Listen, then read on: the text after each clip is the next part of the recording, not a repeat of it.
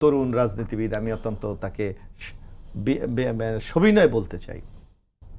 থানার এনসিবি নেতার কাছে ওসি শুধু জিলাপি খেতে চেয়েছিলেন, আপনার মনে আছে?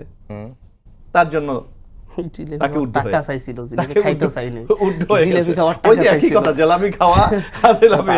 উড্ড হয়ে গেছে। তাদের সার্জিদ আলমের বাবার কথা শুনে নাই পঞ্চগড়ের জজ, একটা জামিনের ব্যাপারে না কোনো একটি বিষয়, তাকে তাৎক্ষণিক মন্ত্রণালয়ে অ্যাটাচ করে দেওয়া হয়েছে। তো কারা ক্ষমতার উপরে বসে আছে এটা তো আমাদের দেখতে হবে। আমরা প্রতিদিন পত্র পত্রিকায় সোশ্যাল মিডিয়ায় দেখি কাদের কথায় সচিবালয় সব পোস্টিং হচ্ছে, কাদের কথায় অমুক। আমরা এই যে কত, আমার হান্নান মাসুদ মানে নিজেও দেখে থাকবে, দেখলাম গাজীপুরের একজন নির্বাহীকে নিয়োগ করতে 40 কোটি টাকার লেনদেন হয়েছে। কই, আমরা তো মিনিস্ট্রি থেকে কোনো প্রতিবাদ দেখিনি, আমরা তো ওই প্রতিষ্ঠান থেকে গাজীপুর সিটি কর্পোরেশন থেকে কোনো প্রতিবাদ আমরা দেখিনি।